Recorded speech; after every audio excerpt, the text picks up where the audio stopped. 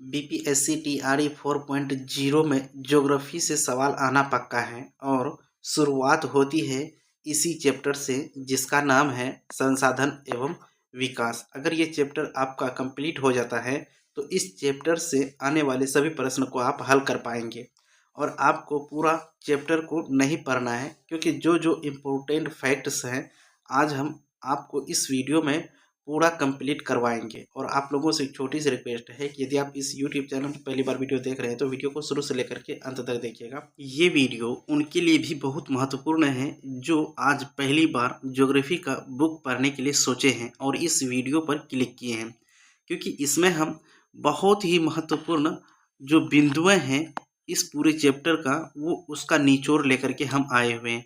एक बार ये वीडियो शुरू से लेकर के अंत तक देख लीजिए, उसके बाद अपना राय कमेंट बॉक्स में हमारे साथ साझा करिएगा कि ये वीडियो कैसा लगा। तो सबसे पहला चैप्टर हमारा जो है उसके बारे में जान लेते हैं। ये है पाठ नंबर 1 और जिस चैप्टर का नाम है संसाधन एवं विकास। इस चैप्टर का सभी इम्पोर्टेंट्स फैक्ट यहाँ पे आपको एक ही जगह मिल रहा है। तो चलिए यहाँ पे हम सबसे पहला फैक्ट के बारे में जानने की कोशिश करते हैं। ये जो है संसाधन क्या है इसके बारे में थोड़ा हम लोग जानते हैं। प्रकृति से प्राप्त विभिन्न वस्तुएं जो हमारी आवश्यकताओं को पूरा करने में प्रयुक्त होती है, जिनको बनाने के लिए प्रौद्योगिकी उपलब्ध है, संसाधन कहलाते हैं। चलिए इसको हम आसान भाषा में अब समझते हैं। यानी कि वे सभी वस्तुएं जो हमारे आसपास में मौजूद है, जो हमारी आवश्यकता को पूरा करता है, और साथ ही साथ वे वस्तुएं जिनको हम अपनी वैज्ञानिक ज्ञान के आधार पर उसको उपयोग कर पाते हैं और वो हमारी आवश्यकता को पूरा करते हैं, तो उसी को हम लोग संसाधन बोलेंगे। ये सिंपल लैंग्वेज में है। अब चलिए यहाँ पे हम लोग थोड़ा समझते हैं कि जैव संसाधन किसे हम कहते हैं। जीव मंडल से प्राप्त संसाधन जैव संसाधन कहलाता है। जीव मंडल क्या है, जिसमें मतलब जो है जीवन रहता है, उसी को हम लोग जीव मंडल कहते हैं। अब चलिए थोड़ा सा हम यहाँ समझने की कोशिश करते हैं कि अजैव संसाधन क्या है। निर्जीव वस्तुओं द्वारा निर्मित संसाधन अजैव संसाधन कह लेते हैं। जैसे मान लीजिए आपके पास कोई लकड़ी है और जाकर के उस लकड़ी से आप क्या किए, आप जो है एक टेबल बना लिए दोस्तों। ये आपका क्या है, निर्जीव संसाधन कहलाएगा, क्योंकि संसाधन इसलिए ये आपकी आवश्यकताओं को पूरा करता है। आप इस पर पढ़ाई लिखाई करते हैं या फिर बैठते हैं, जो भी है।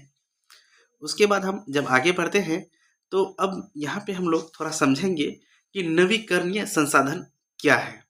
तो देखिए, वैसे संसाधन जिन्हें विभिन्न भौतिक, रासायनिक अथवा यांत्रिक क्रियाओं के द्वारा पुनः उपयोगी बनाया जा सकता है, नवीकरणीय संसाधन कहलाता है। चलिए इसको थोड़ा हम अपनी भाषा में यानी कि अपनी ज़बान में इसको समझते हैं कि नवीकरणीय संसाधन क्या है। यानी कि वैसे संसाधन जिनका हम एक बार उपयोग कर लेते हैं, उसके बाद हम फिर विभिन्न तकनीकों के माध्यम से उनका उपयोग जब कर लेते हैं, यानी कि एक बार उपयोग करने के बाद फिर उनको उपयोग कर में लाने की फिर उनको जब उपयोग में लाते हैं तो वही आपका नवीकरणीय संसाधन कहलाता है। अब उससे जब हम आगे बढ़ते हैं तो यहाँ पे हम बात करेंगे अनवीकरणीय संसाधन के बारे में। तो वैसे संसाधन जिन्हें एक बार उपयोग में लाने के बाद उपयोग में नहीं लाया जा सकता है। कहने का मतलब ऐसे संसाधन जिनका हम सिर्फ एक बार उपयोग में लाते हैं और दोबारा उनका उपयोग नहीं किया जा सकता है, और जाकर के इनका निर्माण तथा विकास जो है एक लंबी भूवैज्ञानिक अंतराल में हुआ होगा, तो अनवीकरणीय संसाधन कहलाते हैं। समझ गए होंगे। या फिर इसको हम यूँ समझेंगे, वैसे संसाधन जिनका उपयोग हम एक बार करते हैं, दोबारा हम उनका उपयोग नहीं कर पाते हैं, और साथ ही साथ अगर हम उसका दोबारा उपयोग करने के लिए चाहते हैं तो बहुत लंबी अंतराल के बाद उनको हम प्राप्त कर पाएंगे। मतलब जो है इसमें हजारों करोड़ों वर्ष लग जाएंगे, तब तक हम लोग जीवित नहीं बचेंगे। ये आपका आ जाएगा अनवीकरणीय संसाधन में। वीडियो थोड़ा लंबा होगा, लेकिन यहाँ पे फैक्ट जो है आपको बिल्कुल सही और जाकर के एक ही जगह एक चैप्टर का टोटल फैक्ट मिलने जा रहा है। आप लोग वीडियो का लिंक अपने दोस्तों में ज़्यादा से ज़्यादा शेयर करिएगा। तो चलिए यहाँ पे हम आगे देखते हैं कि व्यक्तिगत संसाधन क्या है। तो यहाँ पे समझिए, निजी स्वामित्व, यानी कि निजी स्वामित्व का मतलब हुआ किसी एक व्यक्ति के अधिकार में जो आता है, उसी को हम लोग कहेंगे क्या, व्यक्तिगत संसाधन। ये हम लोग अपना सिंपल भाषा में समझते हैं। देखिए, बीपीएससी जो पूछता है सवाल, फैक्ट के आधार पर पूछता है। आपको कोई ऑब्जेक्टिव जो पूछा जाएगा, यही लाइन से कहीं से उठा करके पूछ देगा और पूरा लाइन आपको याद नहीं रहेगा। तो इसीलिए आप इसको ध्यान से देखिएगा। अगर आप ये ध्यान से देख लेते हैं और टोटल समझ जाते हैं, तो आपका जो बीपीएससी टीआरई 4 में आने वाले प्रश्न हैं, बिल्कुल सॉल्व आप कर लेंगे। अब थोड़ा सा यहाँ पे हम बात करेंगे कि सामुदायिक संसाधन क्या है। तो वे संसाधन जिनका उपयोग समुदाय के सभी लोग करते हैं, उसको हम सामुदायिक संसाधन कहते हैं। जैसे मान लीजिए कि इनके अंतर्गत आ जाएगा चारागाह, यानी कि आपके गांव में कोई ऐसा चारागाह है जहाँ पे गांव के सभी लोग जा कर के पशु वगैरह चराते हैं। और फिर जब हम आगे बढ़ते हैं, यहाँ पे हम देखते हैं किसी भी प्रकार के संसाधन जो राष्ट्र की भौगोलिक सीमा के भीतर मौजूद हो, राष्ट्रीय संसाधन होते हैं। अब थोड़ा इसको समझिए। मान लीजिए कि ये मेरा भारत है। जी हाँ दोस्तों, ये भारत है। भारत के ये जो सीमा है, इसके अंतर्गत जितने भी संसाधन है, तो ये क्या है, ये आपका राष्ट्रीय संसाधन कहलाएगा। ये आप समझ गए होंगे। व्यक्तिगत सामुदायिक संसाधनों को राष्ट्र हित में राष्ट्रीय सरकार द्वारा अधिकृत किया जा सकता है। अब देखिए, बीपीएससी यहाँ पे आपको सवाल इस तरह से पूछ करके चकरा सकता है कि व्यक्तिगत संसाधन और सामुदायिक संसाधन को क्या सरकार हस्तांतरित कर सकते हैं या फिर अपने अधिकार क्षेत्र में अधिकृत कर सकते हैं। तो आप इसको हाँ में आंसर दीजिएगा। क्या? हाँ में। क्यों? क्योंकि हम आपको यहाँ पे जो फैक्ट दिखा रहे हैं, उस फैक्ट के आधार पे आपको हाँ ही लगाना है। क्योंकि ये एनसीईआरटी जो है, उसका लाइन बाय लाइन आपको इस वीडियो का निचोड़ मिल रहा है। ये एनसीईआरटी पे आधारित है और जाकर के आप अपना एनसीईआरटी बुक से इसका मिलान भी कर सकते हैं।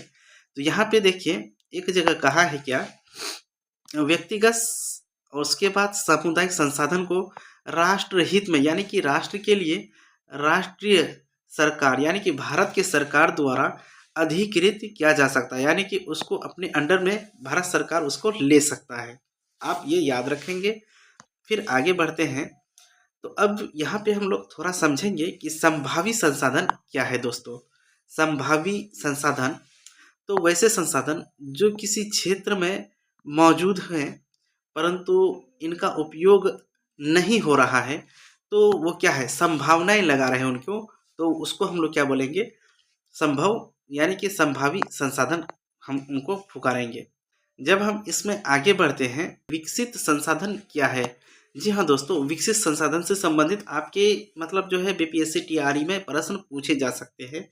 वो आपको हम यहाँ पे बताएंगे कि वैसे संसाधन जिनका सर्वेक्षण किया जा चुका है, यानी कि उसका जांच पड़ताल किया जा चुका है, इनके उपयोग की गुणवत्ता तथा मात्रा निर्धारित हो चुकी है, और जाकर के इसी को हम लोग क्या बोलेंगे, ये है विकसित संसाधन। यानी कि वैसे संसाधन जिनका जांच किया जा चुका है और जाकर के इनके उपयोग की गुणवत्ता, यानी कि उनकी जो उपयोग होगी उनकी गुणवत्ता और कितनी मात्रा में है, वो सब कुछ बिल्कुल फिक्स किया जा चुका है।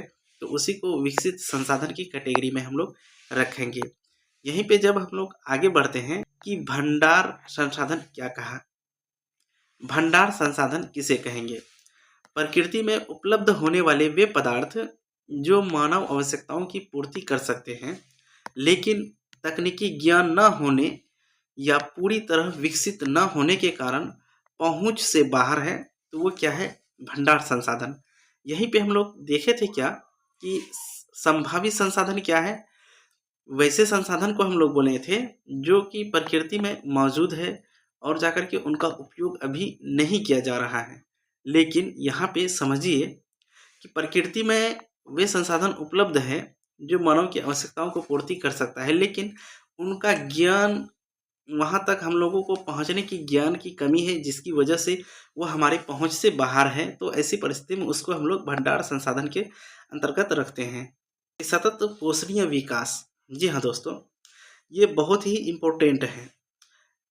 सतत पोषणीय विकास के बारे में हम लोग यहाँ जानते हैं।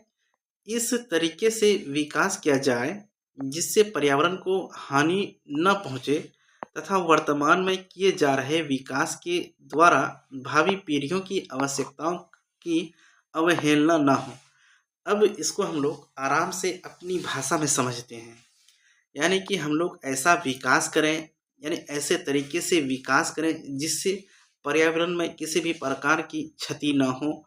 उसके बाद जो है वर्तमान में जो हम लोग उसका विकास कर रहे हैं, हमारी आवश्यकताओं को भी वो पूरा करे और साथ ही साथ हमारे आने वाले पीढ़ी की आवश्यकताओं को पूरा करे, और जाकर के हम उनका उस तरह से उपयोग करें, तो वही आप मतलब मेरा क्या हो जाएगा, सतत पोषणीय विकास। संसाधन नियोजन, संसाधन का नियोजन क्यों आवश्यक है और जाकर के इसके बारे में हम लोग जानते हैं। और संसाधन नियोजन क्या है? ऐसे उपाय, यानी कि ऐसे हम लोगों को उपाय करना चाहिए या फिर तकनीक जिनके द्वारा संसाधनों का उचित उपयोग सुनिश्चित किया जा सके। यानी कि संसाधन जो है उनका उपयोग जो हम लोग करते हैं उसको एक लिमिट मात्रा में करेंगे और जाकर के उसी को हम लोग संसाधन नियोजन कहेंगे। संसाधन का अगर नियोजन नहीं होगा तो पता है कि हमारे आसपास में जितने भी पर्यावरण में जंगल है, यानी कि वन है, पेड़ पौधे हैं, वो अगर कट जाएंगे तो हमारा पर्यावरण बिगड़ जाएगा। इसीलिए संसाधन नियोजन बहुत ही आवश्यक है।